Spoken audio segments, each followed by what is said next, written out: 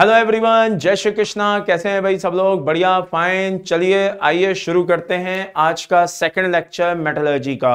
आज का जो हमारा टॉपिक रहेगा बेटा वो रहेगा ऑक्सीडेशन और रिडक्शन। लेकिन भाइयों घबराने की जरूरत नहीं है। उसके पहले मैं जो फ्रोथ फ्लोटेशन मेथड पढ़ा रहा था उसको कंप्लीट करूंगा, आप चिंता ना करें। थोड़ा सा पार्ट रह गया था तो उसको भी अपन डिस्कस करेंगे। दूसरा, मैंने अभी थोड़ी देर पहले आपके मैसेजेस देखे थे, उसमें एक डीपीपी के बारे में डिस्कशन हो रहा था कि भाई डीपीपी का क्या है।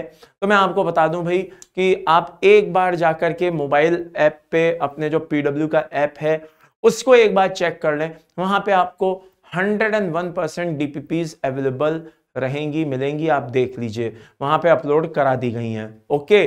दूसरा, एक बच्चे का डाउट था सोडियम मिथाइल जेंथेट को लेकर के, तो अभी मैं कह रहा हूं कि दोबारा से एक छोटा सा रिकैप करूंगा, तो उसको आप जरा ध्यान से सुनेंगे समझेंगे तो क्लियर हो जाएगा।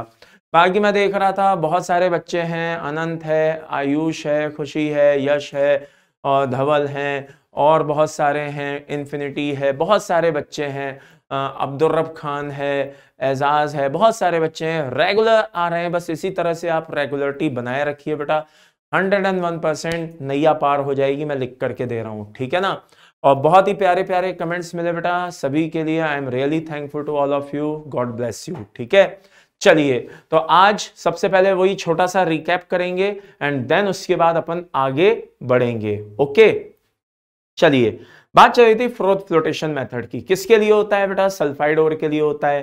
क्या प्रिंसिपल होता है भाई? बेसिक प्रिंसिपल होता है वेटिंग कैरेक्टरिस्टिक्स। वेटिंग कैरेक्टरिस्टिक्स कहते हैं कि भाई जो एक टैंक है उसमें ऑयल है, वाटर है, तो ऑयल के कांटेक्ट में कौन आएगा? और वाटर के कांटेक्ट में कौन आएगा? इम्प्योरिटीज। अब आपने उसको इस तरह से चला करके छोड़ दिया, वाटर नीचे रह गया, ऑयल ऊपर आ गया, तो वाटर के इन्फ्लुएंस में कौन आ गया था बेटा? इम्प्योरिटीज आ गई थी, वो नीचे सेटल हो गई, गैंग कहलाती हैं। और जो रहा कौन बेटा? और वो ऑयल में सस्पेंड रहता है। अब ऐसा तो है नहीं कि स्विम करके ऊपर आ जाएगा, हम बोलेंगे आओ बेटा ऊपर आओ तो और ऊपर आ जाएगा, ऐसा तो है नहीं। तो उसको ऊपर लाने के लिए हम दो चीजों की हेल्प लेते हैं। एक लेते हैं सोडियम मिथाइल जेंथेट और एक लेते हैं एयर बबल। सोडियम मिथाइल जेंथेट याद आया कुछ? हाँ, सिंघम का एक्शन नहीं कर रहा हूं, याद करो। सोडियम मिथाइल जेंथेट इस तरह से मैंने बताया था, एक पार्ट पोलर होता है, एक पार्ट नॉन पोलर होता है। जो पोलर पार्ट होता है वो हाइड्रो क्या कहते हैं, फिलिक होता है। जो नॉन पोलर पार्ट होता है वो हाइड्रोफोबिक होता है। तो इसका जो पोलर पार्ट होता है बेटा वो एड्सॉर्प्शन फिनोमेना पे बेस्ड है, यानी कि एड्सॉर्प्शन का काम करता है और सल्फाइड ओर को एड्सॉर्ब कर लेता है। जो नॉन पोलर पार्ट होता है वो एयर बबल के साथ एसोसिएट होता है। एयर बबल कहाँ जाना चाहता है? अपर सरफेस पे जाना चाहता है सॉल्यूशन की, तो वो वहां पे उसको लेकर के चल देता है, बोलता है मैं तो जा ही रहा हूं, चल तू भी मेरे साथ निकल ले, तो वो भी उसी के साथ निकल लेता है। अब ऊपर आकर के एयर बबल क्या हो जाता है बेटा? बर्स्ट हो जाता है, फट जाता है। सोडियम मिथाइल जेंथेट क्या हो जाता है? वापस अपनी जगह चला जाता है, नीचे चला जाता है वापस, और ऊपर रह जाता है कौन? और, जिसको हम मैनुअली क्या कर लेते हैं? अलग कर लेते हैं। तो इस तरह से हम उसका कंसंट्रेशन करते हैं। अच्छा, एयर बबल लंबे समय तक बना रहे, एयर बबल लंबे समय तक बना रहे, इसके लिए एक जरूरी है कि थोड़ा सा सॉल्यूशन कैसा हो? विस्कस टाइप का हो, ठीक है ना, कंसंट्रेटेड हो। तो इसके लिए उसमें ऑयल मिलाया जाता है। मैंने बताए थे oil, camphor oil, pine oil, eucalyptus oil, fatty acids, ये सब ऐड किए जाते हैं। अच्छा, हम चाहते हैं कि और का ड्यूरेशन थोड़ा सा बढ़ जाए, यानी कि वहां पे लंबे समय तक बना रहे, धीरे धीरे ऊपर आए। आप बोलेंगे सर उससे फायदा क्या है? देखो यार, जितनी देर अंदर सॉल्यूशन में बना रहेगा ना, तो सोडियम मिथाइल जेंथेट को उससे एसोसिएट होने का टाइम मिल जाएगा, तो आराम से वो एसोसिएट हो सकेगा। तो ज्यादा से ज्यादा क्या होगा? एयर बबल ज्यादा से ज्यादा हर बार में क्या करेगा? सोडियम मिथाइल जेंथेट को ऊपर लाएगा, तो उसके साथ क्या होगा? और भी ऊपर चला आएगा। तो वो ड्यूरेशन बढ़ाने के लिए हम क्या करते हैं? एनिलीन और क्रिसॉल मिलाते हैं। याद करिए, फ्रोथ स्टेबलाइजर मैंने बताए थे। ओके, तो ये थी लास्ट जो टर्न पे हमने सारा प्रोसेस पढ़ा था, ये उसका था। अब मैं आगे बताने जा रहा हूं, अब जरा मुझे ध्यान से सुनना। मन में एक डाउट आता है पढ़ते समय फ्रोथ फ्लोटेशन को कि मान लो सर एक से ज्यादा सल्फाइड और हो तो क्या होगा? तो भैया उनके लिए हम क्या करते हैं? एक्टिवेटर और डिप्रेसेंट का यूज करते हैं। अब अगर आप बोलें कि भाई एक्टिवेटर और डिप्रेसेंट क्या होते हैं, तो एक्टिवेटर और डिप्रेसेंट जो होते हैं वो जरा नाम पे फोकस करो तो काम अपने आप समझ में आ जाएंगे। फॉर एग्जांपल जैसे एक्टिवेटर की बात करूं, किसकी बात करूं, एक्टिवेटर। तो देखो सोडियम मिथाइल जेनथेट को क्या बोलते हो, कलेक्टर बोलते हो। ये कलेक्टर की एक्टिविटी को बढ़ा देता है, एक्टिवेटर कलेक्टर की एक्टिविटी को बढ़ा देता है, बोलता है जा और ज्यादा से ज्यादा ओर को कलेक्ट करके ला, ठीक है ना। और ये कलेक्टर क्या करता है, निकल पड़ता है ओर को कलेक्ट करने के लिए। तो एक्टिवेटर का काम होता है कलेक्टर की एक्टिविटी को बढ़ा देना, ठीक है। आपके मन में एक क्वेश्चन आएगा, भाई जो कलेक्टर होता है वो कौन होता है, तो ज्यादातर तो CuSO4 को यूज करते हैं, कुछ स्पेशल कंडीशन में सोडियम सल्फाइड का भी यूज होता है, दैट्स ऑल। अब बात आती है डिप्रेसेंट का काम क्या होता है। तो डिप्रेसेंट का काम जैसे कि नाम से ही समझ में आ रहा है, ये डिप्रेस कर देता है, किसको, कलेक्टर को। इतना ज्यादा उसको डिप्रेशन में ला देता है, इतना ज्यादा डिप्रेशन में ला देता है कि कलेक्टर अपनी एक्टिविटी को भूल जाता है। कहने का मतलब ये है कि ये डिप्रेसेंट का काम होता है कलेक्टर की जो एक्टिविटी है उसको कम करना है। एक तरह से कहने का मतलब है कि ये क्या करता है, डिप्रेसेंट क्या करता है, जो ओर होता है और जो कलेक्टर होता है उनके एसोसिएशन को कम कर देता है, या यूं कहिए खत्म कर देता है। क्या कर देता है, खत्म कर देता है, यानी कि उनको एसोसिएट होने से रोकता है। अब आप बोलेंगे हाउ, कैसे। ये क्या करता है कि जो ओर है उसके चारों ओर, ओर के चारों ओर, ओर के चारों ओर एक लेयर बना देता है। ऐसी लेयर बना देता है कि कलेक्टर उस पर जाकर के अटैक ही नहीं कर पाता और उसको एब्जॉर्ब भी नहीं कर पाता। बस यूं समझ लीजिए कि आप नहीं, एक ओर है और आप रेन कोट पहन के, ठीक है ना, बरसात में खड़े हुए हैं। अब जो पानी की जो ड्रॉप्स हैं, जो बूंदे हैं, वो कौन हो गई बेटा, वो हो गए कलेक्टर, सोडियम मिथाइल जेनथेट। आपका जो रेनकोट है वो आपकी एक प्रोटेक्टिव लेयर हो गई और आप कौन हो गए, ओर हो गए।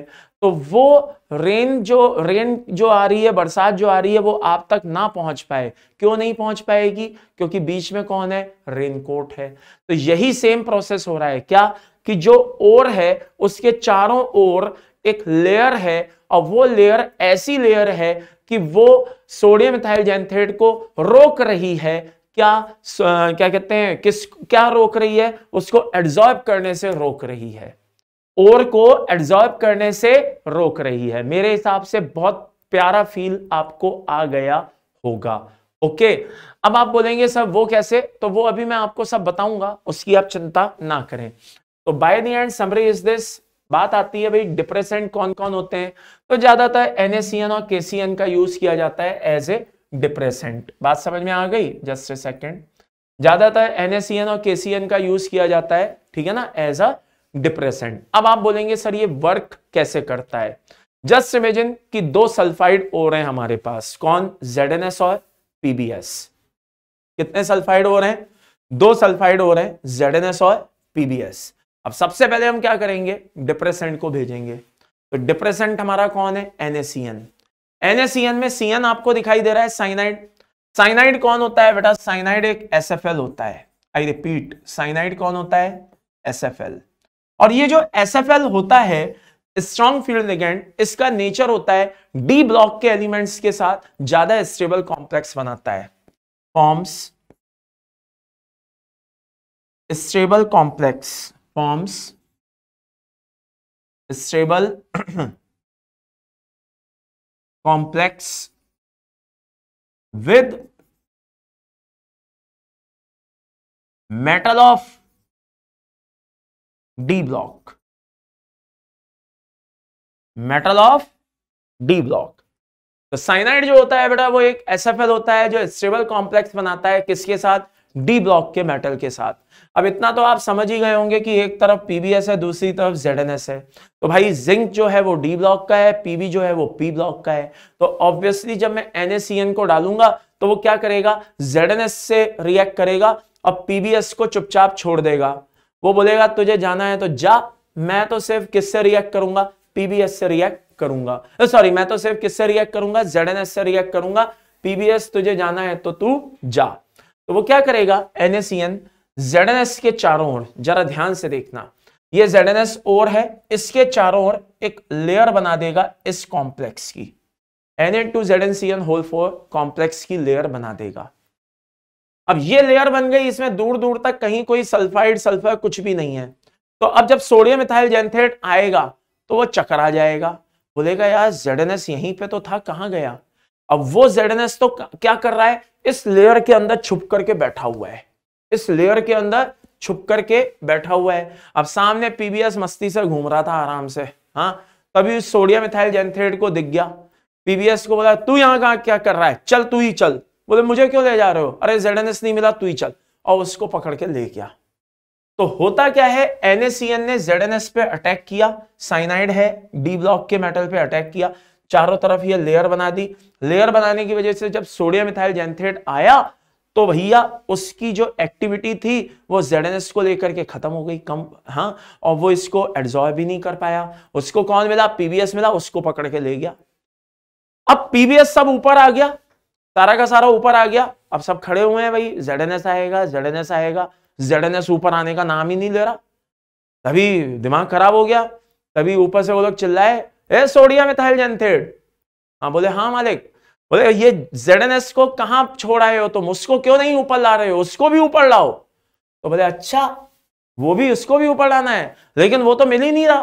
बोले ठहरो अभी मिलेगा तुम्हें। क्या किया, एक्टिवेटर को भेजा।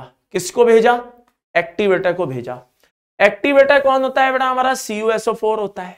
कौन होता है, CuSO4। वो गया, बोले तुझे सोडियम इथाइल जेंथेट को बोला तुझे ZnS नहीं दिखाई दे रहा। बोले कहां है, बोले ये छुपा बैठा है, चारों तरफ अपने क्या कहते हैं ये लेयर लगा करके बैठा हुआ है, इसलिए तेरे को दिखाई नहीं दे रहा। चल ले हटा। मैंने ये लेयर हटा दी, ये लो भाई, ये सारी लेयर उसने हटा दी, ZnS फ्री हो गया। बोले हो तेरे की, ये यहां छुपा हुआ बैठा था, मुझे तो दिखाई नहीं दिया, मैं तो इसके चक्कर में PBS को लेकर के निकल लिया। तो ZnS अब वो लेयर को चारों तरफ जो थी वो तोड़ दिया।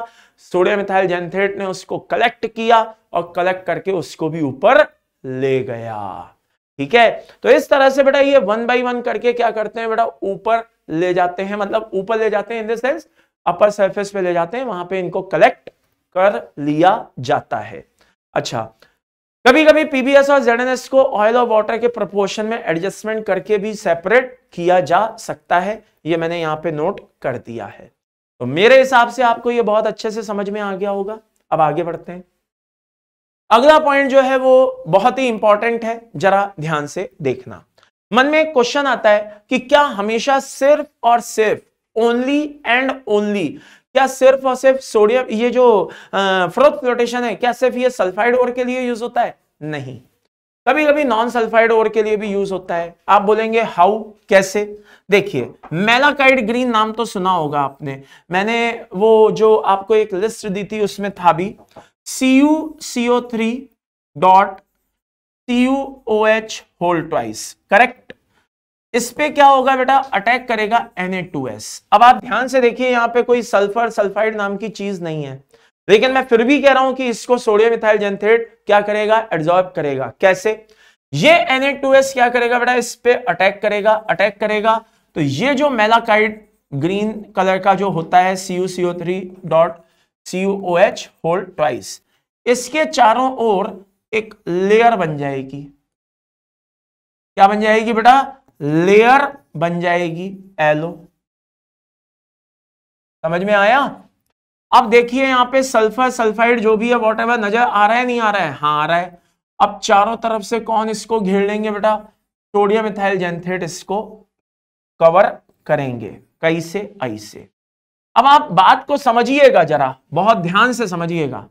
ये जो मैं बना रहा हूं, ये हेड पार्ट क्या है इसका, पोलर, और जो टेल पार्ट है वो क्या है, नॉन पोलर। तो ये जो हेड पार्ट है इसको एब्जॉर्ब कर लेगा, और जो इसका टेल पार्ट है वो एयर बबल से एसोसिएट हो जाएगा, और इसको उठा करके ऊपर ले जाएंगे। बोले चल भाई तू भी ऊपर चल। तो इस तरह से ये नॉन सल्फाइड ओर के लिए भी यूज किया जा सकता है। अब इसके ऊपर कुछ क्वेश्चन आते हैं, वो भी देख लीजिए। वीडियो को मैं कहता हूं तुरंत पॉज करिए, अपने आप सोचिए कि इनमें से कौन सा स्टेटमेंट सही है और गलत है। पहले खुद सोचिए, फिर मैं आपको बताता हूं क्या करना है। तो आपने इतनी देर में आई थिंक वीडियो पॉज करके सोच लिया होगा। अब मैं बताता हूं आगे की कहानी क्या है, जरा ध्यान से सुनिएगा। सबसे पहला पॉइंट, जो फ्रोथ फ्लोटेशन है only use for sulphide ore, आप नोटिस करिए ओनली लिखा हुआ है। क्या लिखा हुआ है? ओनली लिखा हुआ है। जब ओनली लिखा हुआ है इसका मतलब कि सल्फाइड के अलावा ये किसी और के लिए यूज नहीं होता है। तो भाई अगर ऐसी बात है तो अभी क्या पढ़ के आए? नॉन सल्फाइड के लिए पढ़ के आए। तो यानी कि पहला स्टेटमेंट क्या है? गलत है। फिर आगे कहता है froth flotation generally use for sulphide ore. अब आप बोलेंगे सर इसमें क्या अंतर है उसमें? अरे बहुत बड़ा अंतर है। वहां पे ओनली लिखा है, यहां जनरली लिखा है। तो ये जो शब्द हैं बेटा, ये जो वर्ड्स हैं, इन शब्दों का खेल समझिए। कभी जनरली लिखा हो, यूजुअली लिखा हो, तो आप समझ जाना कि यानी कि ये होता तो है, ये लाइन मतलब क्या बताना चाह रही है कि ऐसा होता तो है, मगर हमेशा होता है ये जरूरी नहीं है। लेकिन अगर ऑलवेज लिखा है, ओनली लिखा है, तो समझ जाना कि भैया बस ये होता ही है, और कहीं फिर मतलब इसका कोई एक्सेप्शन नाम की फिर कोई चीज नहीं है। तो ये चार वर्ड जो होते हैं बहुत कीमती हैं भाई, इससे अच्छे अच्छे क्वेश्चन गलत हो जाते हैं। इसलिए मैं कह रहा हूं जनरली, यूजुअली, ओनली, ऑलवेज, इन पे हमेशा फोकस करिए। जब भी ऐसे क्वेश्चन आए स्पेशली ट्रू फॉल्स यानी कि करेक्ट इनकरेक्ट के, तब तो इन पॉइंट्स को जरूर ध्यान रखें, ठीक है। तो by the and summary is this, ये हो गया भाई, जनरली होता है, हाँ होता है। Froth flotation also use for sulphide ore, हाँ साहब बिल्कुल सही बात है। तो एक तरह से देखा जाए 2 और 3 स्टेटमेंट एक ही बात कह रहे हैं। बात समझ में आ रही है? तो ये इस तरह के क्वेश्चन पूछे जाते हैं। होपफुली ये क्वेश्चन आपका मैच किया होगा। चलिए अब आगे बढ़ते हैं। तो अभी तक हम पढ़ रहे थे बेटा फिजिकल मेथड पढ़ रहे थे कंसंट्रेशन का, जिसमें हमने 3 मेथड पढ़े थे। कौन कौन से? ग्रेविटी, मैग्नेटिक और फ्रोथ फ्लोटेशन। अब क्या पढ़ेंगे? केमिकल मेथड पढ़ेंगे कंसंट्रेशन का, जिसमें हम पढ़ेंगे लीचिंग। क्या पढ़ेंगे? लीचिंग। तो आइए लीचिंग के बारे में जरा समझे लेते हैं, देखे लेते हैं कैसे होती है, क्या होती है। बहुत ध्यान से देखिएगा। सबसे पहला पॉइंट बता दूं कि जो लीचिंग होती है वो यूजुअली किसके लिए होती है बेटा? Ag और Au के लिए होती है, और एल्यूमिनियम के लिए भी की जा सकती है। तो Ag और Au के लिए तो होती ही होती है, एल्यूमिनियम के लिए भी होती है। दूसरा एक तरह का क्या है बेटा? हाइड्रोमेटलर्जिकल पार्ट है। कौन सा पार्ट है? हाइड्रोमेटलर्जिकल पार्ट है। मतलब हाइड्रोमेटलर्जी कहती है कि मेटेलिक और तो सॉल्युबल होगा सॉल्वेंट में, इंप्योरिटी इनसॉल्युबल होगी। तो यहां पे वही होने वाला है कि हम एक सॉल्वेंट लेने वाले हैं जिसे मेटेलिक और तो क्या होगा बेटा? सॉल्युबल होगा, लेकिन उसकी इंप्योरिटी सॉल्युबल नहीं होगी, ठीक है। अब आगे जरा ध्यान से सुनना। Ag और Au के लिए जो हम लीचिंग प्रोसेस यूज करते हैं वो कहलाता है बेटा मैकऑर्थोफोरस प्रोसेस। उसको हम साइनाइड प्रोसेस भी बोलते हैं, लेकिन बेसिकली हम उसको क्या बोलते हैं?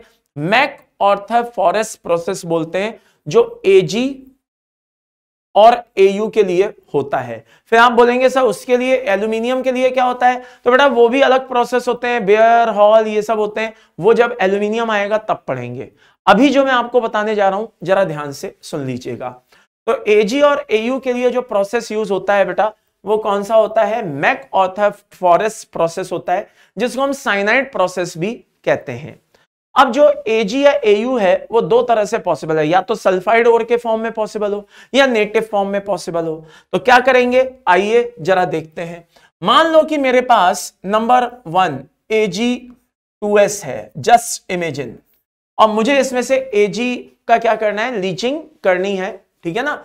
Ag2S की फॉर्म में है Ag और मुझे इसकी लीचिंग करनी है। कैसे करूंगा? ये Ag2S लिया, ये NaCN लिया। अब यहां पे ये मत सोचना ये डिप्रेसेंट ले लिया, क्या ले लिया। अब यहां डिप्रेसेंट की बात नहीं हो रही, अब यहां क्या हो रहा है बेटा? ये एक सॉल्वेंट है, सुटेबल सॉल्वेंट है, एक ऐसा सॉल्वेंट है जिसमें Ag2S पूरी तरह से क्या है? सॉल्युबल है। तो कैसे सॉल्युबल है जरा ध्यान से देखना। ये इससे रिएक्ट करेगा बेटा और क्या बनाएगा? AgCN बनाएगा, और साथ में क्या निकल जाएगा? Na2S। Na2S का क्या काम है, क्या होगा, उसके बारे में अभी मैं थोड़ी देर में आपको बताऊंगा। पहले जो मैं आपको बता रहा हूं जरा इस पे ध्यान देना। ये जो AgCN बना है ये फर्दर NaCN से वापस से रिएक्ट करेगा। अब NaCN से आप वापस से रिएक्ट करा रहे हो, इसका मतलब यह है कि आप एक्सेस में करा रहे हो रिएक्शन। और जब भी एक्सेस वर्ड आए समझ जाना कि यहां कॉम्प्लेक्स बनाना है, तो कॉम्प्लेक्स बनेगा बेटा NaAgCN होल ट्वाइस। याद करो मैंने बताया था सिल्वर की ऑक्सीडेशन +1 और उसका डबल कोऑर्डिनेशन, ऐसे थोड़ा सा मैंने एक ट्रिक बताई थी, याद करो, बताई थी। चलिए अब जैसा कि आपको पता है तरीका क्या होता है भाई, रिएक्शन में एरो के इस और उस तरफ जो सेम सेम होते हैं उनको उड़ा दिया जाता है। तो ये Ag2S कितने NaCN साहब, 2 NaCN, अरे हाँ या ना, ये लो साहब 2 NaCN मिलकर क्या देते हैं साहब, Na देते हैं, और AgCN होल ट्वाइस देते हैं, कॉम्प्लेक्स देते हैं, और साथ में क्या देते हैं, Na2S देते हैं। ये अलग बात है, ये Na2S रिएक्शन में प्रॉब्लम क्रिएट कर सकता है, रिएक्शन को आगे बढ़ने से रोक सकता है, कुछ भी कर सकता है। हम क्या करेंगे, इसकी रिएक्शन ऑक्सीजन से करा देंगे। किससे करा देंगे, ऑक्सीजन से करा देंगे। तो क्या बनेगा बेटा, ये सल्फर में इसको बदल देगा, किसमें बदल देगा, सल्फर में बदल देगा। साथ में और भी चीजें बनेंगी, मैं मना नहीं कर रहा, NaOH भी बनेगा, Na2SO4 भी बनेगा, बहुत कुछ बनेगा, लेकिन सल्फर भी बनेगा। तो कहने का मतलब है ऑक्सीजन का यहां पे काम क्या है बेटा, ऑक्सीजन का काम है रिएक्शन को आगे बढ़ाने का, फॉरवर्ड डायरेक्शन में ले जाने का। तो आप देखिए बच्चे क्या होता है, ब्लॉक केमिस्ट्री में डरते हैं, कांपते हैं, बोलते हैं अरे बाप रे रिएक्शन आ गई, ये हो गया वो हो गया। अब देखिए मैंने यहाँ पे स्टेप बाय स्टेप आपको बताया और प्रॉपर रिएक्शन बैलेंस होकर के आपके सामने आई है। अब जब आप वहां नोट्स को उठा करके देखेंगे तो आपको बेटा यही रिएक्शन वहां पे दिखाई देगी। ये देख लीजिए, और ये देख लीजिए ऑक्सीजन किस लिए यूज होता है भाई, फॉरवर्ड डायरेक्शन में पहुंचाने के लिए होता है, शिफ्ट कराने के लिए। ओके, ये थोड़ा सा यहाँ पे क्या कहते हैं वो एरो सही तरह से नहीं छपा है, ये एरो है बेटा, ध्यान रखना। ओके चलिए अब आगे इमेजिन करिए कि Ag2S ना होकर के हमारे पास क्या है, Ag है। कौन है बेटा, Ag है। ओके, तो अगर Ag की लीचिंग करानी है, अब आप बोलेंगे सर Ag की लीचिंग कराने की क्या जरूरत है, वो तो है ही ना, नहीं, इम्प्योर है साहब, इसे इम्प्योरिटीज है लेकिन केमिकली एसोसिएट नहीं है मगर हैं। तो ऐसे Ag का कैसे होता है, आइए वो भी देख लेते हैं। मान लो ये Ag है और ये NaCN है, रिएक्शन हुई, क्या बना बेटा, AgCN बना और साथ में निकला Na। बहुत ही हाईली एक्टिव है, ये ध्यान रखना, अभी उसके बारे में भी बात करेंगे, जैसे वहां Na2S के बारे में बात की थी ना, वैसे इसके बारे में भी करेंगे, चिंता ना करें। आगे अब यहां पे क्या है, AgCN है, और ये देखिए मैंने NaCN को एक्सिस में लिया, किसमें लिया, एक्सिस में लिया, एक्सिस में लिया, तो यहां पे क्या बन के तैयार हो गया, NaAgCN होल ट्वाइस बन के तैयार हो गया, वही कॉम्प्लेक्स बन के तैयार हो गया। अब आगे ये रिएक्शन जो होती है बेटा, इसकी एक बहुत ही स्पेशलिटी होती है, जब तक ऑक्सीजन मिलेगा नहीं हम आगे बढ़ेगा नहीं, हमें तो ऑक्सीजन चाहिए, ठीक है ना। तो ऑक्सीजन यहां पे क्या करेगा, इसको ऑक्सीडाइज करेगा, रिएक्ट करेगा, Na2O में बदलेगा। और Na2O मीडियम कैसा है भाई, रिएक्शन कैसी हो रही है, एक्वस मीडियम में हो रही है। तो by the and summary is this, Na2O पानी से रिएक्ट करके मतलब हाइड्रोलाइज होके क्या बना देगा, NaOH बना देगा। क्या बना देगा, NaOH बना देगा। तो ऐसा नहीं है कि 4 स्टेप है, अरे बाप रे ये क्या है, कैसे याद होगा, नहीं। आप देखिए 2 स्टेप तो अब आपके दिमाग में फिट हो गए हैं। Ag की रिएक्शन जब NaCN से एक्सेस में करानी है तो एक्सेस वर्ड आते ही कॉम्प्लेक्स बनाना है। शुरुआत में तो नॉर्मल रिएक्शन है, अच्छा ठीक है बन गया, लेकिन एक्सेस आते ही क्या बनाना है, कॉम्प्लेक्स। ये कौन सी बड़ी बात है, ये भी आपको पता है कि सोडियम एयर से ऑक्सीजन से रिएक्ट करके क्या बनाना है, ये बनाना है। अच्छा ये भी आपको पता है कि वाटर से रिएक्ट करके NaOH बनाना है। अब सबसे बड़ी प्रॉब्लम आती है बैलेंस करने की, कोई दिक्कत नहीं है, बहुत आसान है। कैसे, कितने O है साहब, कितने O हैं, 2, O2 है 1, लेकिन उसमें O कितने हैं, एटम कितने हैं, 2, यहां कितना है 1, 2 कर दीजिए। अब O2 तो बैलेंस हो गया, इधर भी 2O उधर भी 2O, लेकिन सोडियम इम्बैलेंस हो गया, कोई बात नहीं, सोडियम को बैलेंस कर दीजिए। अब आप बोलेंगे साहब वहां सोडियम 4 है, हाँ है, यहां भी 4 है, हाँ है, आया तो 1 ही था, वहां तो 1 ही है, अरे कोई बात नहीं, वहां भी 4 करे देते हैं, अच्छा ऐसा क्या, ठीक है। लेकिन सर एक प्रॉब्लम है, क्या? यहां तो एक ही AgCl लाए हो और वहां पे 4 हैं, उन 3 का क्या करें? कोई बात नहीं, यहां भी 4 कर देते हैं। अच्छा ठीक है, इसका क्या करें सर? 2 थे, एक का ही आपने हाइड्रोलाइज कराया, नहीं कोई बात नहीं, इसको कितना करे देते हैं? 2 करे देते हैं। अरे वाह, ये तो बैलेंस हो गया। सर अब लिख दूं धमाधम सब? ना, बिल्कुल ना, ना बेटा ना, ऐसा ना करना। तो फिर क्या करूं सर? कुछ नहीं, सेम सेम को उड़ा दो, एरो के उस तरफ जो सेम सेम मिले सबको उड़ा दो, और जो बचे वो बता दो। तो ये लो भैया, सबको उड़ाते चले, जो जो सेम सेम था सबको उड़ा दिया। तो अब लिखना शुरू करो, कितने Ag? 4 Ag। कितने NaCN? 4 वो 4 ये, 8 NaCN। कितने H2O? 2 H2O। साथ में कौन? O2। देता कितने? 4 NaOH। और क्या मिलेगा? 4 मोल NaAgCN होल ट्वाइस। पूरा साल बीत जाता है मगर इस तरह की रिएक्शन याद नहीं होती हैं, जबकि हमने क्या किया? थोड़ा सा रिएक्शन मैकेनिज्म का यूज किया। किसका यूज किया? रिएक्शन मैकेनिज्म का यूज किया, और हमने रिएक्शन को बड़ी आसानी से फोड़ दिया। तो रिएक्शन को आज से मैं आपको फोड़ना सिखा रहा हूं। समझ जाओ कि मैंने आज से ब्लॉक केमिस्ट्री में जो रिएक्शंस आती हैं जिनसे आपको डर लगता है, सॉल्ट एनालिसिस में जो रिएक्शन आती हैं जिनसे आपको डर लगता है, सॉल्ट एनालिसिस तक पहुंचते पहुंचते मेटलर्जी में ही रिएक्शन कुछ इस तरह से करवा दूंगा, इस तरह से करवा दूंगा कि सॉल्ट एनालिसिस आते आते तो आप मतलब यूज्ड टू हो जाओगे, और ब्लॉक केमिस्ट्री में तो आप क्वेश्चन को देखते ही हल्का सा मुस्कुराओगे और बोलोगे यार इसमें तो ये होना है। कहने का मतलब है रिएक्शन मैकेनिज्म को हम फॉलो करेंगे, हम किसी रिएक्शन को रटेंगे नहीं। ये बात ध्यान रखना। आज से कसम खा लो, इनऑर्गेनिक केमिस्ट्री की रिएक्शन को रटना बंद। मेरे से प्रॉमिस कर लो, अपने आप से प्रॉमिस कर लो, आज से इनऑर्गेनिक केमिस्ट्री की रिएक्शन को रटना बंद। बहुत ठंडे दिमाग से सोचो, सब रिएक्शन बैलेंस हो रही है बढ़िया तरह से फोड़ फाड़ के। चलो, तो by the end summarise this. एक सेकंड, एक सेकंड, एक सेकंड, इस रिएक्शन को अच्छे से देख लिया। अब आप देखिए, यही काम यहां पर हो रहा है, बस अंतर यह है कि मैंने बैलेंस करके सिखाया है, और यहां पे आपको ठीक वैसे ही दे दिया जाता है जैसे और भी बहुत से दे देते हैं। क्या करते हैं? बिना बैलेंस किए दे देते हैं और एक लाइन बोलते हैं बेटा रट लेना। तो उसमें आपकी भी गलती नहीं है भाई, समझाने वाला ही बोलेगा रट लो, तो फिर बच्चा भी क्या करेगा? बच्चे को सपना थोड़ी ना आ रहा है दिमाग में, उसके ऐसे थोड़ी ना आ रहा है कि नहीं ये ऐसे भी हो सकता है। वो सोचता है गुरुजी ने बोला है रटना है, मतलब रटना है, बस बात खत्म। तो इसलिए इनऑर्गेनिक बदनाम हो जाती है। खैर, तो by the and summary is this, आपको ये रिएक्शंस को रटना नहीं है, मैंने पूरी मैकेनिज्म के साथ बताया है। आप बड़े आराम से कह सकते हैं कि यहां 4 क्यों आया, यहां 4 क्यों आया, क्योंकि आपके पास लॉजिक है। अच्छा, मैंने NaCN लिया है, परेशान मत होना, यहां KCN है, कोई फर्क नहीं पड़ता, बात वही है। अच्छा, ऑक्सीजन का काम क्या है भाई? ऑक्सीजन का काम है ऑक्सीडाइज करना। आप देख लीजिए, वही बात मैंने बोली है।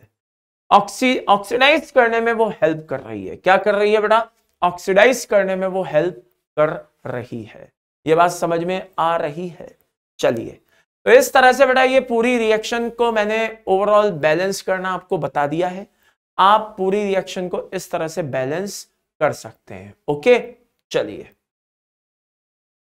तो ये लीचिंग हो गया। और इसमें एक बात याद रखना, ये जो मैंने बताया है पहले ही बता चुका हूं, अभी भी कह रहा हूं कि जो काम अपने किसके लिए किया है बेटा? Ag के लिए, वही सेम प्रोसेस Au के लिए भी होता है। आगे बढ़ते हैं। अगला पॉइंट आता है बेटा, अब क्या कहते हैं? कन्वर्जन। किसका? ऑक्साइड में कन्वर्जन, जो अपन को और मिलते हैं उनको ऑक्सीडाइज करने का। तो ऑक्सीडाइज करने का काम जो होता है बेटा वो 2 तरीके से होता है, एक कैल्सिनेशन के थ्रू होता है और एक रोस्टिंग के थ्रू होता है। तो कुछ पॉइंट्स बहुत ही इंपॉर्टेंट होते हैं, जैसे नंबर 1, कैल्सिनेशन क्या है? तो कैल्सिनेशन क्या है, मैं सामने से हट जाता हूं, जरा ध्यान से देखना। कैल्सिनेशन क्या है बेटा? बहुत ही इंपॉर्टेंट है। हाई टेम्परेचर, ओर को हाई टेम्परेचर तक हीट किया जाता है, लेकिन ध्यान रखा जाता है टेम्परेचर इतना ना बढ़ा दिया जाए कि वो ओर के मेल्टिंग पॉइंट को अचीव कर ले, क्योंकि अगर ओर खुद ही मेल्ट हो गया तो इंप्योरिटीज को अलग करना मुश्किल हो जाएगा। तो ओर को हाई टेम्परेचर तक हीट किया जाता है below the melting point, absence of air या limited supply of air. Limited supply of air का मतलब है कि जो भी आप एपरेटस ले रहे हो, जो भी आप फर्नेस ले रहे हो, उसमें जो एयर थी बस वही यूज की, बाकी कोई एयर अपन ने एक्स्ट्रा कोई सप्लाई नहीं की। तो कुल मिलाकर के हाई टेम्परेचर तक इसको हीट किया जाता है, ठीक है ना, हाई, बहुत हाई लेवल पे हीट किया जाता है, but below the melting point and finally in the absence of air और limited supply of air. Okay, चलिए आगे। इस प्रोसेस में क्या होता है, जो भी इंप्योरिटीज होती हैं वो वेपोराइज हो करके अलग हो जाती हैं, ठीक है ना, वाटर वेपर बन के निकल जाएगा, CO2, हाइड्रोकार्बन, ये वो सब वेपर बन करके ऑर्गेनिक इनऑर्गेनिक जो भी इंप्योरिटीज होती हैं वो सब वेपोराइज हो करके निकल जाती हैं। ये बात समझ में आ गई, ये यहां पे सब लिखा है। अब हो क्या रहा है, जरा ध्यान से सुनना। कोई एक ओर है और उसमें से जो इंप्योरिटीज हैं वो गैसियस फॉर्म में बन करके लिबरेट हो रही हैं, तो ओर कैसा हो जाएगा, पोरस हो जाएगा। और जब पोरस हो जाएगा तो अब यानी कि एक तरह से देखा जाए उसका सरफेस एरिया बढ़ जाएगा, पोरस हो जाएगा, तो अब फर्दर उसका जो रिडक्शन करना होगा ना वो बहुत आसानी से होगा। उसका रिडक्शन हम क्या कर पाएंगे, बहुत ही आसानी से कर पाएंगे, ये बात ध्यान रखना। तो इसका एक बहुत बड़ा बेनिफिट यही मिलता है कि रिडक्शन आसान हो जाता है, ठीक है ना भाई। आप ऐसे सोचिए, और पोरस हो गया तो थोड़ा सा भी रिड्यूसिंग एजेंट मिलाएंगे, वो उसके कोने कोने तक पहुंच जाएगा, बढ़िया तरह से उसको क्या करेगा, रिड्यूस करेगा। तो और क्या हो जाता है, पोरस हो जाता है, सरफेस एरिया बढ़ जाता है, पोरस हो जाता है, जिससे उसका रिडक्शन आसान हो जाता है। तो ये तो बेसिक प्रिंसिपल था। एक पॉइंट ये आता है कि भाई ये किस किस के लिए होता है, तो हाइड्रेट जो ऑक्साइड्स होते हैं उनके लिए होता है, या फिर कार्बोनेट्स के लिए इस प्रोसेस का यूज किया जाता है। तो हाइड्रेट ऑक्साइड्स में क्या होगा, वाटर वेपर निकल जाएगी और ये एनहाइड्रस फॉर्म बचेगी, और जैसे ये हैं तो ये क्या करेंगे, कैल्शियम कार्बोनेट है, टूट जाएंगे CaO प्लस CO2 में, MgCO3 ये टूट जाएगा MgO प्लस CO2 में, हाँ या ना। तो बेसिकली अगर आपसे कोई पूछे कि भाई कैल्शियम, कोई पूछे कि कैल्सिनेशन किस लिए होता है, तो ध्यान रखना कैल्सिनेशन हाइड्रेटेड ऑक्साइड्स या कार्बोनेट्स के लिए यूजुअली यूज होता है। चलिए अब आगे बढ़ते हैं, बात आती है अगले पॉइंट की, रोस्टिंग का क्या होता है। तो मैं आपको क्लियर कर दूं भाई कि रोस्टिंग में क्या होता है, जरा ध्यान से सुन लेना। यहां पे भी ओर को हम हाई टेम्परेचर तक हीट करते हैं, आई रिपीट, यहां पे भी हम ओर को हाई टेम्परेचर तक हीट करते हैं। टेम्परेचर को कोशिश करते हैं कि मेल्टिंग पॉइंट के नीचे ही रहे, लेकिन याद रहे in the presence of air, air की प्रेजेंस में हम ये काम करते हैं। I repeat, in the presence of air, air की प्रेजेंस में हम ये काम करते हैं। ओके, अब इसमें होता क्या है, तो जरा ध्यान से सुनना। और जो है हम यूज कर रहे हैं उसको हम एयर की प्रेजेंस में हाई टेम्परेचर तक हीट कर रहे हैं, लेकिन वो और है किसका, वो और होता है सल्फाइड का। कहने का मतलब यह है कैल्सिनेशन यूज होता था हाइड्रेटेड ऑक्साइड और कार्बोनेट्स के लिए, ये किसके लिए यूज होता है बेटा, सल्फाइड्स के लिए। किसके लिए, सल्फाइड्स के लिए। जैसे कोई भी हो गया, PBS हो गया, ठीक है ना, या ZNS हो गया, व्हाटएवर जो भी है उनके लिए यूज होता है। तो इसमें क्या होता है बेटा, जरा ध्यान से सुनना, अच्छे से सुनना, बहुत ध्यान से सुनिएगा।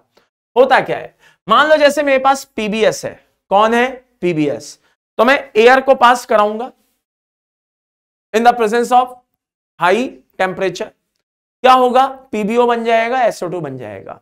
मेजर प्रोडक्ट जो होता है, आई रिपीट, जो मेजर प्रोडक्ट होता है वो PbO होता है, यानी कि ऑक्साइड होता है। अगर आप मान लो ZNS लेते तो ZNO मेजर प्रोडक्ट होता, यानी कि ऑक्साइड मेजर प्रोडक्ट होता है। लेकिन कभी कभी टेम्परेचर में किसी वेरिएशन के चलते, टेम्परेचर में किसी वेरिएशन के चलते कभी कभी PbSO4 भी बना लेता है, और इसीलिए आप नोटिस करिए यहां मेजर और यहां माइनर लिखा है। बात समझ में आ रही है। आप कॉपर को लाइए, कॉपर के सल्फाइड को लाइए, जिंक के सल्फाइड को, पीबी के, इसके उसके जिसके सल्फाइड को लाना है लाइए, होगा यही काम। अगर मेजर प्रोडक्ट जो होगा वो ऑक्साइड होगा, माइनर प्रोडक्ट जो होगा वो सल्फेट होगा। ठीक है। अच्छा, इस प्रोसेस के दौरान क्या होता है, देखिए कैल्सिनेशन में तो एयर नहीं थी, यहां पे तो एयर है, तो वहां तो इंप्योरिटीज डायरेक्ट वॉलेटाइल फॉर्म में कन्वर्ट हो करके निकल रही थी वेपर बन के।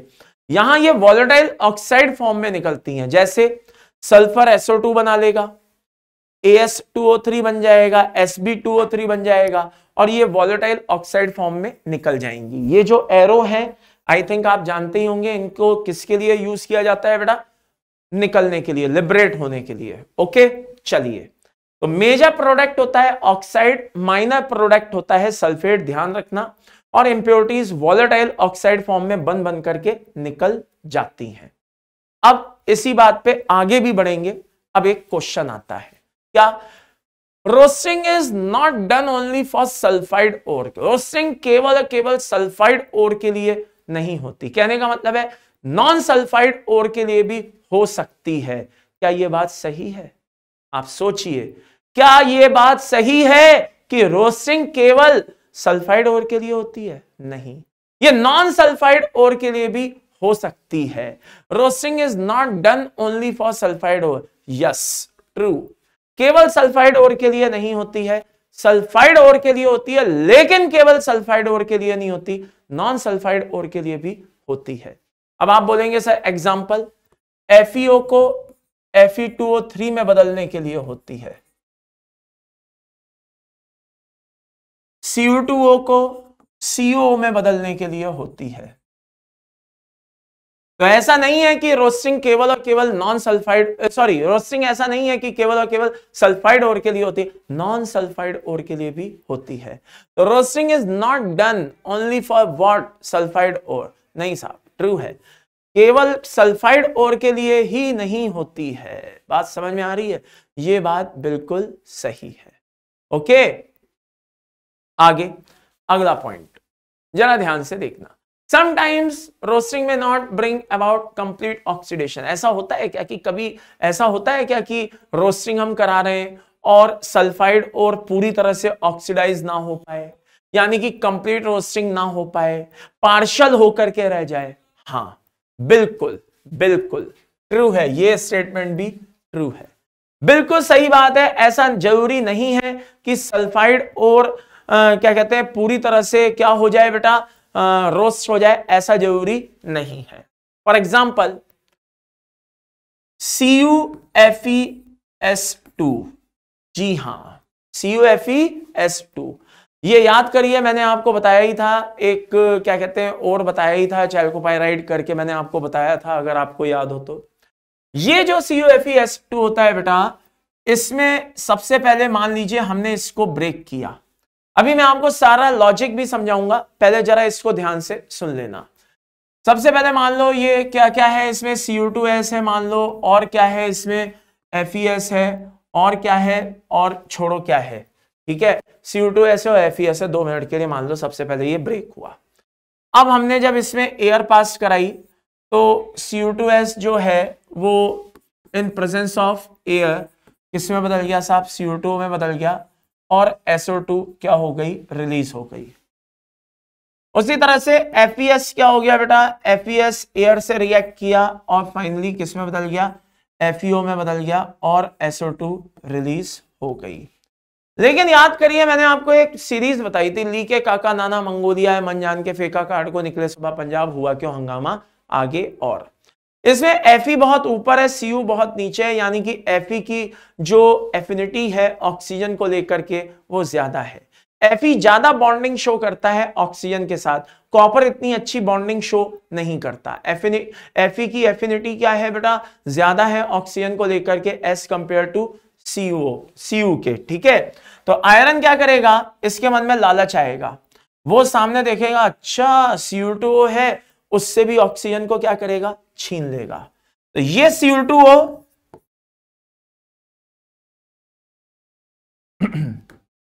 और ये FeS आपस में रिएक्ट कर जाएंगे और क्या हो जाएगा, FeO बदल जाएगा और ये Cu2S बन जाएगा। अब आप देखिए हुआ क्या, हुआ ये कि FeS दो तरह से FeO में बदला, एक तो डायरेक्ट और दूसरा CO2 से ऑक्सीजन छीनकर। लेकिन आप Cu के साथ देखिए क्या हुआ, वैसे ही बेचारे की एफिनिटी ऑक्सीजन के साथ कम थी, बनती नहीं थी, और क्या कहते हैं बड़ी मुश्किल से तो जैसे तैसे CO2 बना था, और जो बना था वो भी FeS ने छीन लिया। अरे हाँ या ना? तो कहने का मतलब है bye the end of reaction CO2S में ही रह गया। FeS तो FeO में बदल गया, लेकिन CO2S CO2O में उतना नहीं बदल पाया जैसे बदलना चाहिए था। इसे हम कहते हैं पार्शियल रोस्टिंग। और वो वही पूछ रहा है, sometimes roasting may not bring about complete oxidation. क्या ऐसा कभी होता है कि ये पूरी तरह से कंप्लीट रोस्टिंग को ना लाता हो, कंप्लीट ऑक्सीडेशन को ना लाता हो? हाँ, हर कंप्लीट मतलब ऑक्सीडाइज तो नहीं हो पाया। ये बात बिल्कुल सही है। ये बात समझ में आ गई? तो पूरी तरह से मतलब आप यूं भी कह सकते हैं कि क्या ये कभी कभी पार्शियल रोस्टिंग भी शो करता है कोई कंपाउंड? ऐसा कोई सल्फाइड और है जो पार्शियल रोस्टिंग को शो करता हो? हाँ, बिल्कुल सही बात है, ये पार्शियल रोस्टिंग को शो करता है। तो ये ध्यान रखिए, वेरी वेरी इंपॉर्टेंट। आगे बढ़ते हैं। क्वेश्चन पूछा जाता है कि भाई Fe और Cu की ऑक्सीडेशन स्टेट क्या है CuFeS2 में। तो मैं आपको बता दूं, Cu की ऑक्सीडेशन स्टेट +1 होती है और Fe की ऑक्सीडेशन स्टेट +2 होती है। That's all. ये आपको इसमें ध्यान रखना है, ये कभी कभी पूछ दिया जाता है, इट्स वेरी वेरी इंपॉर्टेंट, तो आपको पता होना चाहिए। चलिए आगे बढ़ते हैं। अब फिर वही बात कि क्या सही और क्या गलत, ठीक है। Which of the following statement is ओब्लिगा करेक्ट, मतलब इनमें से कौन से स्टेटमेंट सही हैं कौन से गलत हैं, वही ट्रू फॉल्स का केस है। रोस्टिंग और कैल्सिनेशन ये कहता है होता है, कहां होता है? इस फर्नेस में होता है, रेवा बैटरी फर्नेस में होता है। क्या ये बात सही है? हाँ। Roasting is an exothermic process as combustion occurs. हाँ, बिल्कुल सही बात है। एक तरह का कैसा है बेटा? एक्सोथर्मिक। तो इस तरह के पॉइंट्स पूछे जाते हैं, which is very very important. ये बात ध्यान रखिए। चलिए आगे बढ़ते हैं, जरा ध्यान से अच्छे से सुन लेना, ठीक है। रोस्टिंग इज रिक्वायर्ड, मतलब सर क्वेश्चन क्या कहना चाह रहा है? क्वेश्चन ये कहना चाह रहा है कि भाई रिडक्शन कराना है, हाँ कराना है, करा लो। तो रिडक्शन कराने से पहले रोस्टिंग कराने की क्या जरूरत थी? डायरेक्ट रिडक्शन करा लेते। अरे भाई सल्फाइड था, ऑक्साइड में क्यों बदला? डायरेक्ट करा लेते, सीधे रिडक्शन करा लेते सल्फाइड का ही, उसको ऑक्सीडाइज करने की जरूरत क्या थी? तो दैट्स व्हाई वो पूछ रहा है रोस्टिंग इज नेसेसरी। व्हाई, क्यों? तो भाई सीधा सा जवाब है, बहुत ही सीधा सा जवाब, क्या कि जो सल्फाइड और होते हैं उनका रिडक्शन इतना आसान नहीं होता है, लेकिन जो ऑक्साइड और होते हैं उनका रिडक्शन बहुत ही आसान होता है। That's all. और उसके पीछे काम कौन करता है? आपका वही डेल्टा G वाला लॉजिक, कि कौन सी रिएक्शन स्पॉन्टेनियस है, कौन सी रिएक्शन स्पॉन्टेनियस नहीं है। अगर मैं सल्फाइड को कार्बन से रिड्यूस कराऊं, मतलब मान के चलिए कि रिडक्शन कराऊं, तो भैया ये रिएक्शन फेवरेबल नहीं है। लेकिन अगर क्या कहते हैं मैं ऑक्साइड को रिड्यूस कराऊं तो ये रिएक्शन क्या है? फेवरेबल है। तो कहने का मतलब है ऑक्साइड का रिडक्शन आसान होता है, सल्फाइड का रिडक्शन आसान नहीं होता है। दैट्स व्हाई हम क्या कहते हैं कि भाई रोस्टिंग कराना जरूरी होता है। तो ये मैंने साथ के साथ आपके कुछ क्वेश्चंस हैं जो क्लियर करा दिए हैं भाई, बहुत ही इंपॉर्टेंट है, ये बातें ध्यान रखना जरूरी है। अब बात आती है, देखिए पहला हमने क्या पढ़ा? क्रशिंग एंड ग्राइंडिंग पढ़ा। दूसरा हमने क्या पढ़ा भाई? क्या कहते हैं कंसंट्रेशन पढ़ा। तीसरा हमने क्या पढ़ा भाई? ऑक्सीडेशन पढ़ा। अब चौथा हम क्या पढ़ रहे हैं? रिडक्शन पढ़ रहे हैं। तो आइए जरा रिडक्शन के बारे में देखें। रिडक्शन के वैसे तो बहुत सारे स्टेप्स होते हैं, जैसा कि मैंने शुरुआत में बताया था। सबसे पहला स्टेप जो मैं लेने जा रहा हूं बेटा वो है कार्बन रिडक्शन। तो एज यूजुअल पॉइंट नंबर 1 भाई किसके लिए होता है? इसके लिए होता है। द ट्रिक इज फिर से जनता पार्टी, फिर से जनता पार्टी। जी हां, आयरन, जिंक, पीबी इन सबके लिए, टिन इन सबके लिए होता है। इन सबके ऑक्साइड्स का जो रिडक्शन है उसके लिए हम कौन सा प्रोसेस यूजुअली यूज करते हैं भाई? कार्बन रिडक्शन मेथड यूज करते हैं। कार्बन रिडक्शन मेथड को हम एक तरह से स्मेल्टिंग भी बोलते हैं। क्या बोलते हैं? स्मेल्टिंग भी बोलते हैं। स्मेल्टिंग एक ऐसा प्रोसेस है बेटा जिसमें जो बेस मेटल होते हैं उनको क्या किया जाता है? मोल्टेन फॉर्म में ऑब्टेन किया जाता है in presence of high heat, in presence of high heat. तो याद रखिए कार्बन रिडक्शन को हम किस नाम से जानते हैं बेटा? मतलब हम इसको बोलने में आए तो हम किस नाम से जान सकते हैं? स्मेल्टिंग के नाम से भी जानते हैं। तो एक ऐसा प्रोसेस जिसमें हाई हीट पर मोल्टेन फॉर्म में बेस मेटल मिले भाई, तो वो क्या कहलाता है? स्मेल्टिंग कहलाता है। ये बात ध्यान रखिएगा। अब हो क्या रहा है? कार्बन रिडक्शन हो कैसे रहा है? यहां पे हम मेटल ऑक्साइड लेते हैं। कैसा? या तो रोस्टेड लेते हैं बेटा, कैसा लेते हैं? रोस्टेड। और या फिर कैसा लेते हैं? कैल्सिनेटेड। यानी कि कैल्सिनेशन से जो ऑक्साइड मिला या जो रोस्टिंग से हमें ऑक्साइड मिला वो ऑक्साइड हम लेते हैं, कोक पाउडर से उसको रिड्यूस कराते हैं। यानी कि यहां पे रिड्यूसिंग एजेंट का काम कौन कर रहा होता है? कोक पाउडर कर रहा होता है। और साथ में लेते हैं बेटा फ्लक्स। फ्लक्स का एक बहुत ही इंपॉर्टेंट रोल होता है, अभी बहुत डिटेल में पढ़ेंगे, चिंता ना करें। फ्लक्स का काम होता है बेटा इंप्योरिटीज को दूर करना। तो रोस्टेड या कैल्सिनेटेड मेटल ऑक्साइड लिया जाता है, reduce carbon powder Coke powder से कराया जाता है, रिड्यूसिंग एजेंट का काम यह कर रहा होता है। और फ्लक्स मेटेलिक ओर की इंप्योरिटीज को क्या कर रहा होता है? अलग कर रहा होता है। बात समझ में आ रही है?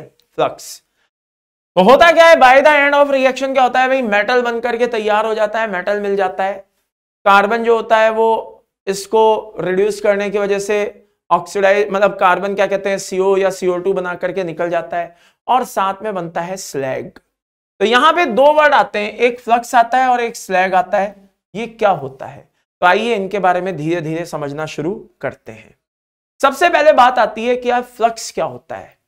फ्लक्स एक तरह की एडिशनल सब्सटेंस होते हैं जो मिलाए जाते हैं प्रोसेस के दौरान इंप्योरिटीज को रिमूव करने के लिए। That's all. अगर बेसिक इंप्योरिटीज है तो एसिडिक फ्लक्स मिलाया जाता है, अगर एसिडिक इंप्योरिटीज है तो बेसिक फ्लक्स मिलाया जाता है। यह बात समझ में आ गई? फॉर एग्जाम्पल जैसे एसिडिक फ्लक्स कौन है हमारा? ये है SiO2 है, ठीक है, Na2B4O7 है, B2O3 है। Na2B4O7 को हीट करोगे तो ऑन हीटिंग ये B2O3 ही देगा, ठीक है ना। ये सब एसिडिक फ्लक्स का काम करते हैं। और क्या करते हैं बेटा? बेसिक इंप्योरिटी को अलग करने का काम करते हैं। कैसे? मान लो MgCO3 है, जरा देखिए ध्यान से, ये MgCO3 है। सबसे पहले हाई हीट पे इसको क्या करोगे? ब्रेक करोगे तो MgCO3 किस में बदलेगा? MgO प्लस CO2 में। और ये MgO क्या करेगा? इस इंप्योरिटी को SiO2 से रिएक्ट करेगा और बना लेगा क्या? MgSiO3। तो इसमें क्या होता है? इंप्योरिटी अगर एसिडिक है, आई रिपीट, इंप्योरिटी अगर एसिडिक है तो फ्लक्स बेसिक होगा। अगर क्या कहते हैं? इंप्योरिटी बेसिक है तो फ्लक्स एसिडिक होगा। यानी कि कोई भी इंप्योरिटी हो सकता है, कोई भी फ्लक्स हो सकता है। तो यहां पे फॉर एग्जांपल यहां पे क्या है? मान लो ये SiO2 है, इसको इस तरह से अलग करना है, या FeO है, इसको अलग करना है, तो इस तरह से हो जाता है। उसी तरह से बेसिक फ्लक्स का भी यही काम है। देखो भाई, ये एसिडिक इंप्योरिटीज को अलग करने का काम करता है बेटा, लाइक दिस, ठीक है। अब बात आती है स्लैग क्या होता है। देखिए स्लैग भी एक तरह का अपने आप में इंप्योरिटी है एक तरह की, लेकिन बस अंतर यह है कि पहले वो मेटेलिक ओर में सॉल्युबल थी, अब इनसॉल्युबल है। जब वो पूरी तरह से सॉल्युबल थी, एक इंप्योरिटी थी, अब फ्लक्स से रिएक्ट करने के बाद वो इंप्योरिटी अभी भी वहां पे है तो, लेकिन अब वो मेटेलिक ओर में सॉल्युबल नहीं है, इनसॉल्युबल हो गई है। और अब वो किस नाम से जानी जा रही है? स्लैग के नाम से जानी जा रही है। किसके नाम से जानी जा रही है? स्लैग के नाम से जानी जा रही है। जी हां, तो स्लैग क्या होता है? एक तरह की insoluble form of soluble impurities. यानी कि पहले जो कभी कोई सॉल्युबल हुआ करती थी इंप्योरिटीज, अब वो कैसी हो गई? इनसॉल्युबल हो गई। किससे? फ्लक्स से रिएक्ट करने के बाद। जैसे फॉर एग्जांपल यहां पे ये क्या हो गया? स्लैग हो गया। यहां पे क्या हो गया बेटा? ये क्या हो गया? स्लैग हो गया। अरे हाँ या ना? तो ये सब होती हैं। एनीवेज आगे चलिए। अब बात आती है भाई स्लैग में, पूछा जा सकता है स्लैग में क्या क्या स्पेशलिटी होती हैं। तो इस तरह के कभी कभी क्वेश्चन आ जाते हैं कि भाई बताइए कौन सा स्टेटमेंट या कौन से स्टेटमेंट सही है।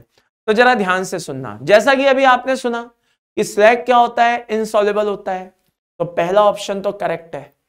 क्या मेटेलिक ओर के साथ कैसा होता है, इनसॉल्युबल होता है।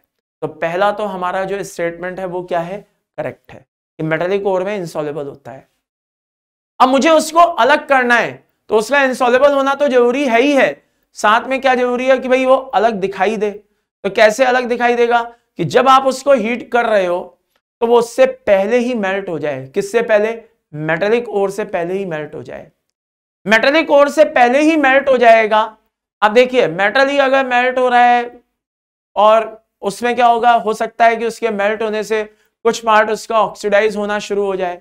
तो उससे अच्छा है कि मेटेलिक ओर से पहले कौन मेल्ट हो जाए, स्लैग मेल्ट हो जाए, ताकि हम मेटल के मेल्टिंग पॉइंट को अचीव करने से पहले ही हम उसको अलग कर लें। ठीक है ना। तो इससे क्या होगा, मेटल का ऑक्सीडेशन होने से बच जाएगा, उसका लॉस होने से बच जाएगा। तो मेटल जो स्लैग होता है वो मेटेलिक ओर से पहले मेल्ट हो जाना चाहिए। कहने का मतलब है उसका मेल्टिंग पॉइंट क्या होना चाहिए, कम होना चाहिए। तो low melting point then metallic ore, ये भी बात सही है। आगे बढ़ते हैं। इनसॉल्युबल है, लो मेल्टिंग पॉइंट है, अच्छी बात है। अलग कैसे करें, अगर वो मेल्ट होकर के मेटेलिक ओर के नीचे बैठ गया तो क्या करूंगा, उसमें गरम गरम मेटल में हाथ डाल के उसको निकालूंगा, नहीं। वो क्या होना चाहिए, ऊपर होना चाहिए। कहां होना चाहिए, ऊपर, ताकि हम एपरेटस जो भी है उसको थोड़ा सा पोर करके उसमें से क्या करें, टेढ़ा किया इस तरह से उसको निकाल लिया, कुछ भी किया, सेपरेट कर दिया या कैसे भी करके। कहने का मतलब है वो हल्का होना चाहिए, ताकि इनसॉल्युबल तो है ही, और जब जल्दी से मेल्ट होगा तो मेल्ट होकर के ऊपर आ जाएगा। उसको क्या करना पड़ेगा, उसको रिमूव करना आसान होगा। तो लाइटर देन दी मेटेलिक ओर, यानी कि मेटेलिक ओर से क्या होना चाहिए, हल्का होना चाहिए। और ये तो मैंने आपके नॉलेज के लिए डाला है कि उसको हम और भी नामों से जानते हैं।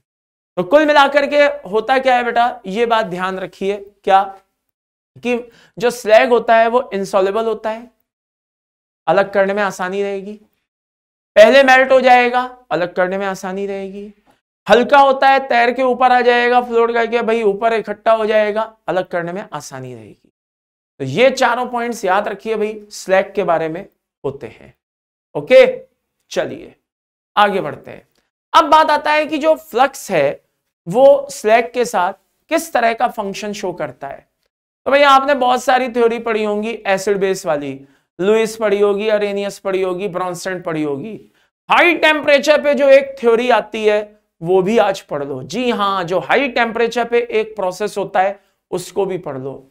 ये थ्योरी कहती है कि भाई मुझे हाई टेम्परेचर की रिक्वायरमेंट है, हाई टेम्परेचर पे हम होते हैं। तो हाई टेम्परेचर पे क्या होता है, जरा ध्यान से सुनना। जो ऑक्साइड आयन देने वाला होगा वो बेस कहलाएगा, जो ऑक्साइड आयन लेने वाला होगा वो एसिड कहलाएगा। हाँ, अभी तक आप जैसे इलेक्ट्रॉन लेना देना पढ़ते थे, H+ आयन लेना देना पढ़ते थे, H+OH- आयन लेना देना पढ़ते थे। अब एक नई थ्योरी पढ़ो, ऑक्साइड आयन लेना देना, लक्स फ्लड थ्योरी कहलाती है। ऑक्साइड आयन डोनर जो होता है बेटा वो बेस होता है, और जो ऑक्साइड आयन एक्सेप्टर होता है वो क्या होता है, एसिड होता है। अब ये काम कैसे करता है, आइए वो भी देख लेते हैं, जरा ध्यान से देखना, बहुत ही इंपॉर्टेंट है, जरा ध्यान से देखना। कैल्शियम ऑक्साइड मान लीजिए कि एक इंप्योरिटी है और उसको दूर करना है SiO2 से। तो कैल्शियम ऑक्साइड को अगर आप तोड़ें तो Ca+2 और O2 बनता है, नहीं बनता है, हाँ सर बनता है। तो जब ये इस पे अटैक करेगा तो CaSiO3 बनेगा, और CaSiO3 बनेगा तो ये कई से बनेगा, आई से बनेगा। कहने का मतलब है कैल्शियम+2 आयन ने अपने क्या किया, ऑक्सीजन इसको दे दिया, कैल्शियम ऑक्साइड ने अपना ऑक्सीजन इसको दे दिया। तो जिसने ऑक्साइड आयन दिया वो बेस कहलाया, जिसने लिया वो एसिड कहलाया, और कैल्शियम सिलिकेट बन गया। तो ये लक्स फ्लड थ्योरी कहलाती है, और ये उसका बेस्ट एग्जांपल है। यानी कि जो फ्लक्स है वो स्लैग के, जो फ्लक्स हैं वो इंप्योरिटीज के साथ जब रिएक्ट करते हैं तो एक तरह की एसिड बेस रिएक्शन है जिसमें स्लैग बन करके तैयार होता है। ओके, तो इस तरह की बातें आती हैं। अब कुछ क्वेश्चंस हैं बेटा जो बहुत ही इंपॉर्टेंट है, आइए जरा डिस्कस कर लेते हैं। Why in manganese and chromium और aluminium is use for reduction. ये क्वेश्चन कायदे से मुझे बाद में देना चाहिए था, लेकिन मैं यहीं पे दिए देता हूं, यहीं पे आपको बताया देता हूं, जरा ध्यान से सुनिएगा। देखिए रिडक्शन कई तरह का होता है, जैसा कि मैंने आपको शुरुआत में इंट्रोडक्शन में बताया था। कार्बन रिडक्शन भी होता है, एल्यूमिनियम से भी होता है, सेल्फ भी होता है, थर्मल भी होता है, हाइड्रोमेटलर्जिकल भी होता है, कई तरह का रिडक्शन होता है। अब यहां पे क्वेश्चन कह रहा है कि भाई मैग्नीज और क्रोमियम के लिए एल्यूमिनियम रिडक्शन का ही यूज क्यों किया जाता है, कार्बन रिडक्शन का यूज क्यों नहीं कर लिया जाता। जो मैग्नीज हैं, जो क्या कहते हैं आपका ये है क्रोमियम है, इनके ऑक्साइड्स को कार्बन से रिड्यूस क्यों नहीं करा लिया जाता, एल्यूमिनियम को यूज क्यों एल्यूमिनियम का यूज क्यों किया जाता है। जवाब बड़ा सिंपल सा है, आपको वीडियो थोड़ी देर पॉज करिएगा और सोचिएगा कि इसका सही आंसर, सही रिप्लाई क्या हो सकता है। तो होपफुली आपने वीडियो को पॉज कर लिया होगा और सोच लिया होगा। आइए अब मैं एक्सप्लेन कर देता हूं, जरा ध्यान से सुनना। जो मैग्नीज होते हैं, जो क्रोमियम होते हैं बेटा, अगर इनको आप हाई टेम्परेचर पे कार्बन से रिड्यूस कराएंगे तो एक तो हाई टेम्परेचर की जरूरत होगी, जिससे प्रोडक्शन कॉस्ट बढ़ेगी। पॉइंट नंबर 1, हाई टेम्परेचर पे होगा यानी कि फ्यूल कंजम्पशन ज्यादा होगा तो प्रोडक्शन कॉस्ट बढ़ेगी। दूसरा, अगर रिड्यूस कर भी लिया कार्बन ने तो एक और नेचर होता है इनका, क्या कि ये जो कार्बन होता है ना बेटा, ये मैग्नीज क्रोमियम इन सबके साथ कार्बाइड बना लेता है। क्या बना लेता है, कार्बाइड बना लेता है। तो कार्बाइड बना लेता है तो फिर भैया अगर कार्बाइड बना लेगा तो फिर उसमें से मैग्नीज और क्रोमियम निकालना और भी मुश्किल हो जाएगा। तो कार्बाइड बनने से रोकने के लिए, प्रोडक्शन कॉस्ट को कम करने के लिए, भाई अल्टीमेटली क्या है, इंडस्ट्रियल मेथड ही तो है ना। तो इन सब चीजों को मेंटेन रखने के लिए, ये सारी चीजों को ध्यान में रख के इसका कार्बन रिडक्शन ना करा करके क्या कराया जाता है, गोल्डस्मिथ एल्यूमिनियम थर्मल रिडक्शन कराया जाता है। ओके, तो ये पॉइंट्स याद रखिएगा कि क्या बना लेगा, कार्बाइड बना लेगा, हाई टेम्परेचर पे एक फ्यूल कंजम्पशन बहुत ज्यादा होगा, इन सब चीजों को ध्यान में रखा जाता है। तो manganese and chromium and high affinity towards oxygen, हाँ बात तो सही है। चलो, तो it is not possible for carbon to reduce at normal temperature, ये भी बात सही है। When it reduce the metal oxide at high temperature, metal carbide is form which makes it impure, जो इसको और क्या उल्टे क्या कर देगा, इम्प्योर कर देगा। ठीक है ना। तो इसीलिए क्या किया जाता है, कुल मिलाकर के एल्यूमिनियम का यूज किया जाता है। आगे देखते हैं अगला point, why in zinc oxide carbon is used. Zinc oxide में आप कार्बन का यूज कर लेते हो, लेकिन मैग्नीज और एल्यूमिनियम में नहीं कर पाते हो, सॉरी मैग्नीज और क्रोमियम में नहीं कर पाते हो, लेकिन जिंक में कर लेते हो। क्वेश्चन ये इसलिए बना है, आप बोलेंगे कि भाई अचानक जिंक को क्यों आपने पकड़ लिया, ऐसा क्या हुआ, आपने जिंक को क्यों ले आए बीच में। मैं इसलिए जिंक को बीच में ले आया क्योंकि मन जान कर मैग्नीज और क्रोमियम के बीच में एक जिंक भी तो बैठा हुआ है। जब ऊपर वाला और नीचे वाला तो क्या कहते हैं कार्बन से रिड्यूस होने को तैयार नहीं है, तो बीच में जो जिंक है वो क्यों हो गया, उसको भी नहीं होना चाहिए था। तो ये क्वेश्चन यही सोच करके पूछा जाता है, फ्रेम किया गया है। ध्यान से सुनिएगा, बहुत अच्छे से सुनिएगा। देखिए मैग्नीज और क्रोमियम के जो साइज हैं वो कार्बन से अगर देखा जाए तो कंपेरेबल है।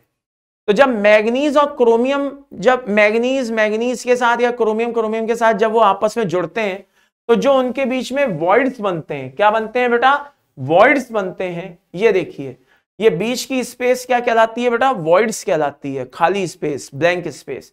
इन ब्लैंक स्पेस में जाकर के कार्बन ट्रैप हो जाता है और यहां से कार्बन को निकालना मुश्किल हो जाता है, यानी कि यहां पे कार्बन एक इंप्योरिटी का काम करने लगता है। लेकिन जिंक क्या होता है, कंपैरेटिवली थोड़ा बड़ा बड़ा होता है, और बड़ा होने की वजह से उसके जो वॉइड्स होते हैं वो भी बड़े बड़े होते हैं। तो जब कार्बन आता है तो चुपचाप पहले तो रिड्यूस करता है और फिर इनके वॉइड्स में ट्रैप नहीं होता, वहां से निकल लेता है। ये बात समझ में आई।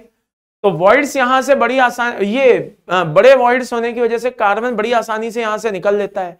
तो जिंक का तो रिएक्शन आसान है, मतलब किया जा सकता है कार्बन से, लेकिन मैग्नीज और क्रोमियम जैसों का कंपैरेटिवली नहीं हो पाता है। ओके, तो ये पॉइंट्स भी मैंने यहां पर लिख दिए हैं। ध्यान से एक बार देख लीजिए, Size of voids of chromium and manganese are comparable with that of carbon, but size of voids of zinc is very large than that of carbon, so it is not accommodated in the voids. So carbon is used and सस्ता भी पड़ता है, ठीक है। तो कुल मिलाकर के साइज फैक्टर बहुत ही इंपॉर्टेंट है, ये बात ध्यान रखिए। ओके, आगे बढ़ते हैं, थोड़ा सा और देखे लेते हैं, या फिर एक काम करते हैं, अगला लेक्चर थोड़ा फ्रेश मूड से ही शुरू करेंगे। आज थोड़ा सा वो भी आ गई हैं बीच में, रिएक्शंस भी आ गई हैं और कार्बन रिडक्शन मेथड भी आ गया है, सब हो गया है। तो मैं चाहता हूं कि पहले एक बार इसको अच्छे से पढ़ लीजिए और फिर आराम से हम अगले टर्न पे बड़े आराम से आगे बढ़ेंगे, ठीक है। थ्योरेटिकल पार्ट है, जितना आसानी से थोड़ा थोड़ा समझेंगे, धीरे धीरे फूंक फूंक के खाएंगे तो ज्यादा अच्छे से समझ में आएगा। एक साथ मुंह भरने की कोशिश करेंगे तो दिक्कत में आ जाएंगे। तो आज के लिए बस मैं इतना ही चाहूंगा कि आप इतना ही पढ़िए, इससे ज्यादा मत पढ़िए, ठीक है ना। इतना आप तैयार करेंगे तो फायदे में रहेंगे, ठीक है। अगले टर्न पे आराम से नया टॉपिक शुरू करेंगे। तो टेक केयर, बाय बाय, अपना ध्यान रखिएगा।